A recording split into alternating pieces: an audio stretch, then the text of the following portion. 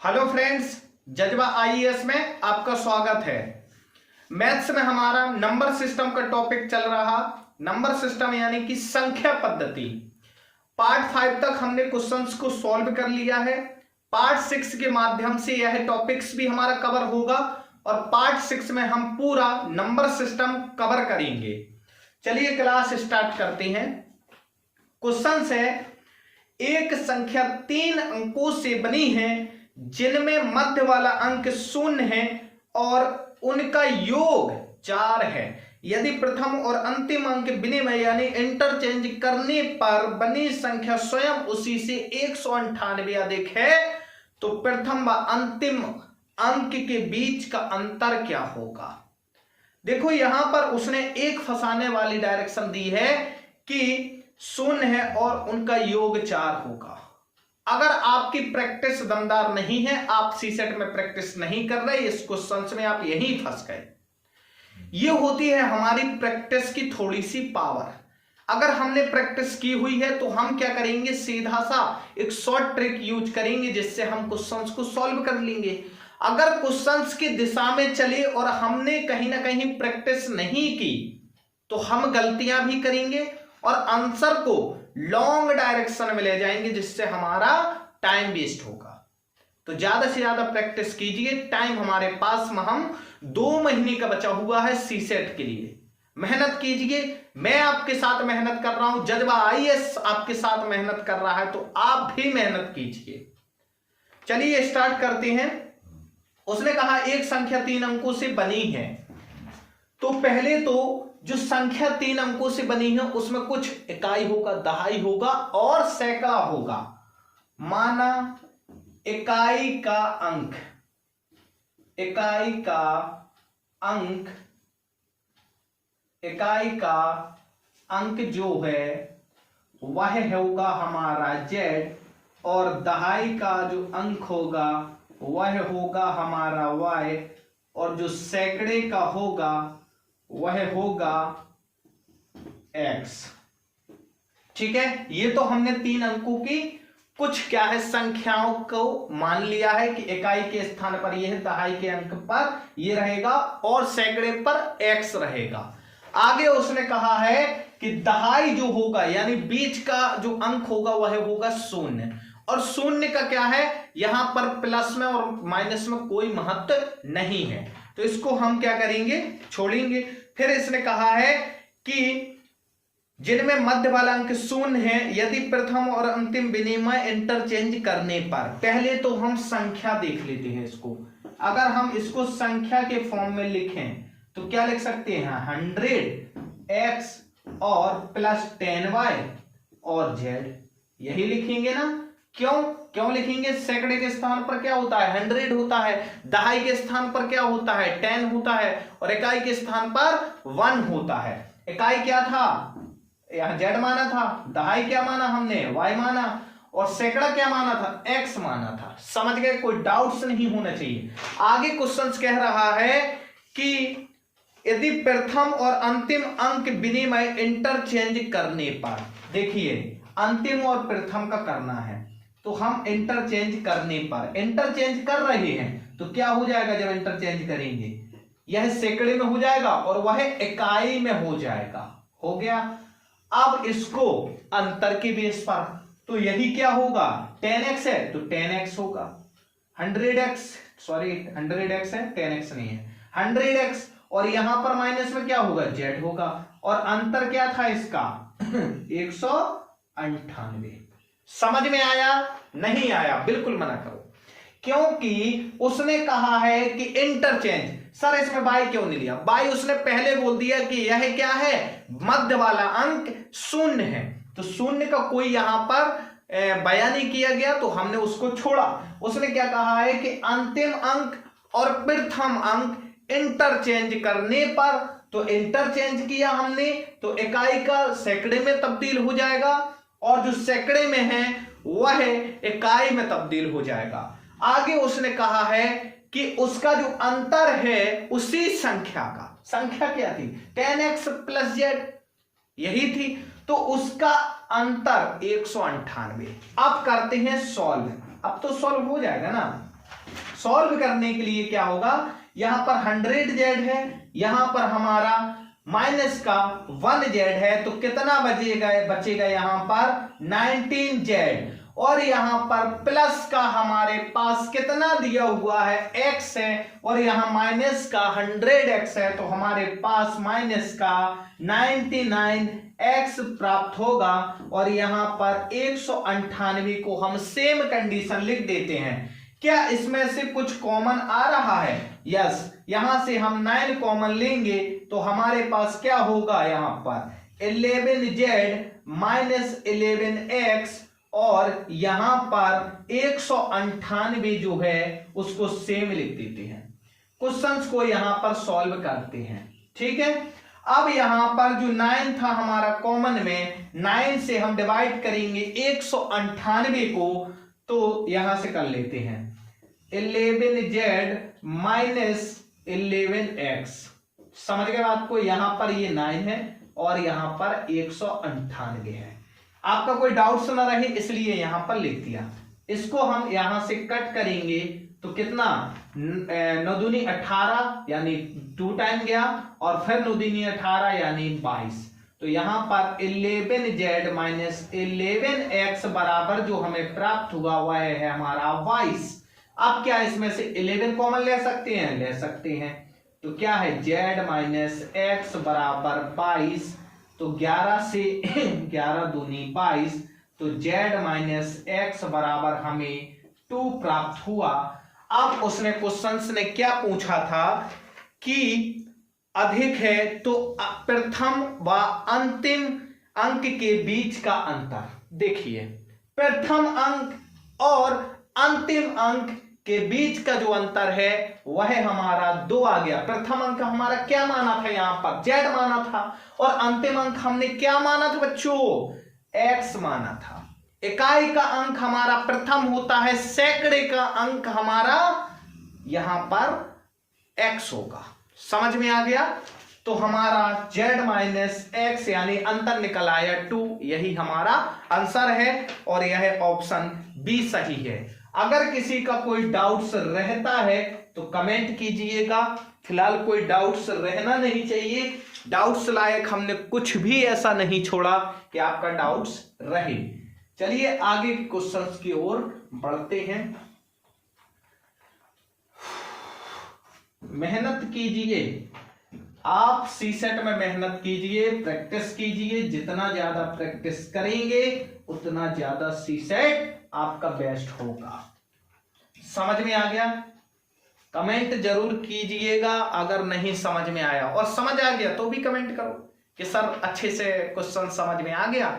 इस फीडबैक से थोड़ा सा मोटिवेशन मिलता है मुझे। ठीक है, चलो देखते हैं नेक्स्ट क्वेश्चन।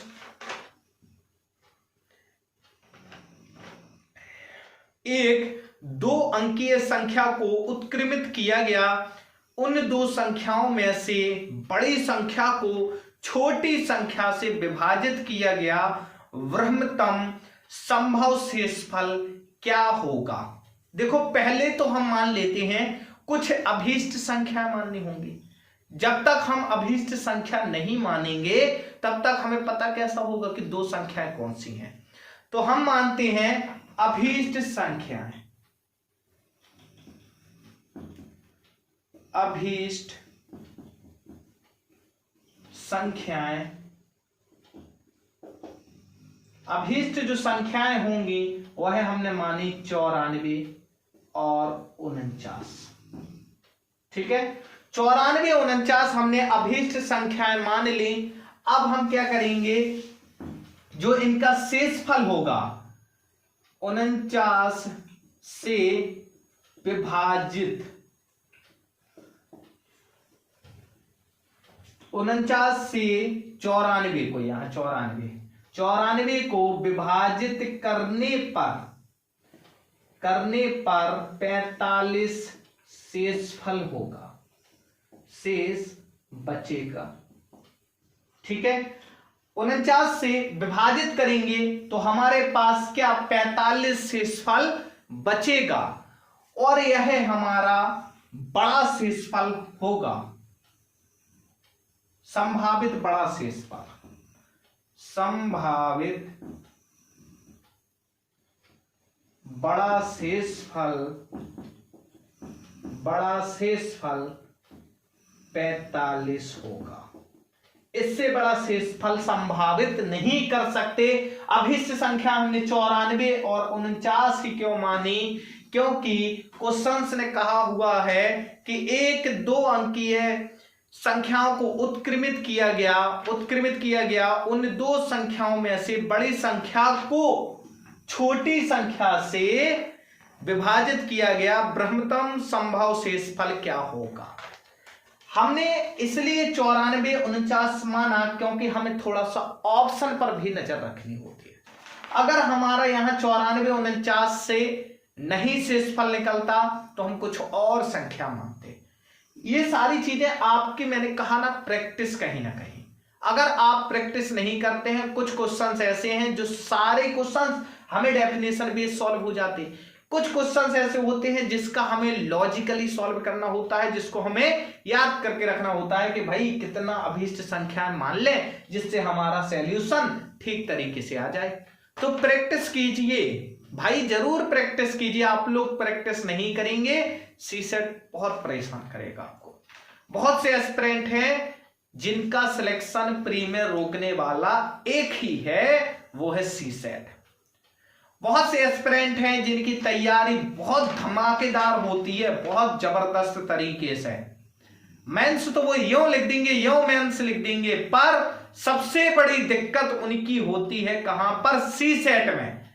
तो सीसेट सबसे बड़ी दिक्कत करता है। चलिए देखेंगे नेक्स्ट क्वेश्चंस को। अगर इसमें डाउट्स कुछ भी रहता है कमेंट कीजिए, पूछिएगा। चलते हैं नेक्स्ट क्वेश्चंस की ओर। कुछ 3 अंकीय संख्याओं की निम्नलिखित विशेषताएं हैं। नंबर 1 है सभी 3 अंक भिन्न भिन्न हैं। सभी 3 अंक भिन्न भिन्न है, समझिएगा। दूसरा कह रहा है कि संख्या 7 से विभाजित होगी। तीसरा कह रहा है संख्या के अंकों को उलट देने से बनने वाली संख्या भी 7 से विभाजित होगी। ऐसी 3 अंकीय संख्याएं कौन सी हो सकती हैं, वह कितनी होंगी, ये हमें बताना है। तो अभीष्ट संख्याएं मानना पड़ेगा। माना अभीष्ट संख्याएं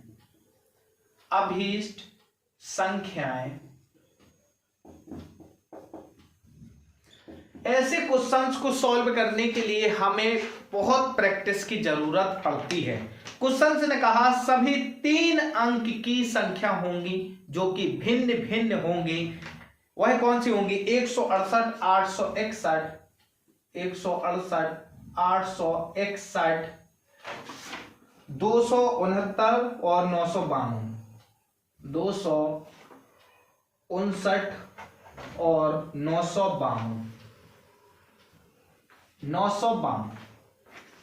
हमने यही अभीष्ट संख्याएं क्यों मानी? हम कुछ और क्यों नहीं मान सकते थे? क्वेश्चंस ने कहा है कि सभी 3 अंक की संख्या, पहला तो भिन्न भिन्न है, राइट।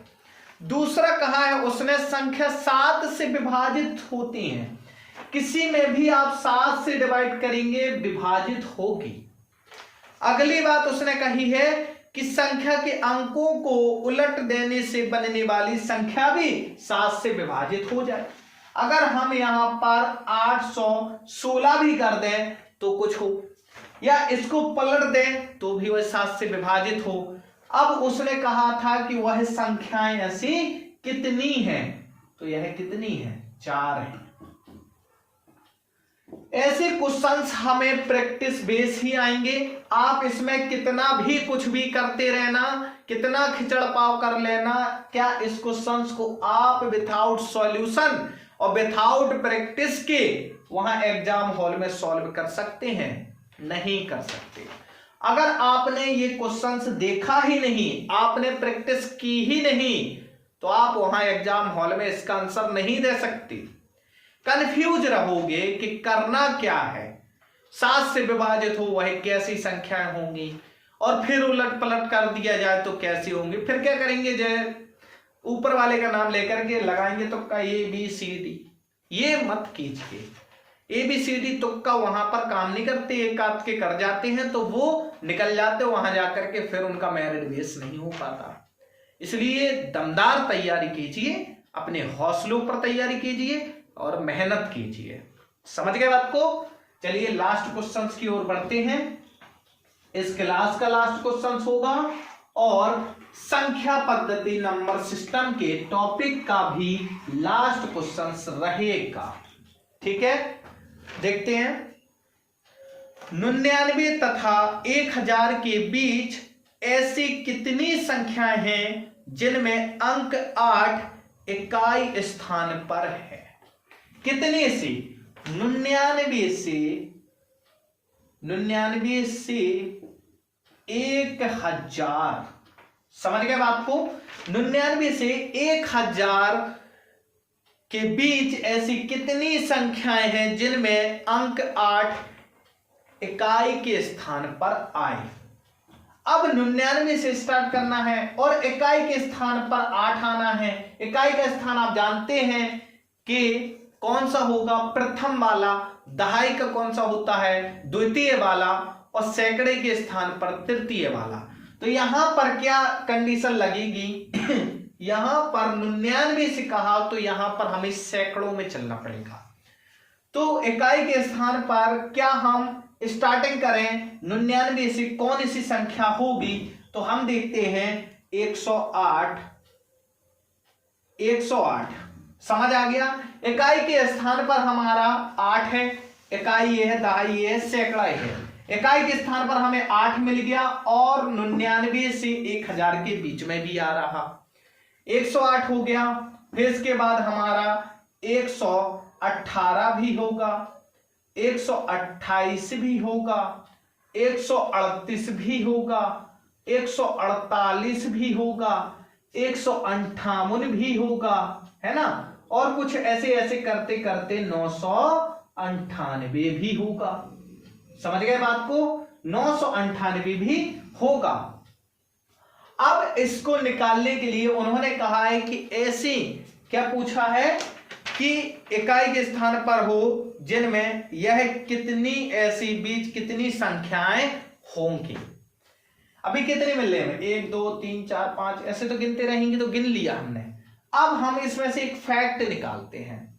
उसने पूछा है, क्या कहा है कि 1000 के बीच में, तो 1000 के बीच में यानी कि 998 तक पहुंच गए, तो हमारा कहां पर पहुंचेगा? अगर हम इसको कहें कि 998 है तो इसको कुछ हम 9 के फॉर्म में ले सकते हैं। और यहां पर क्या हो रहा है? 108 प्लस 10 118 प्लस 10 128 प्लस 10 138 प्लस 10 148।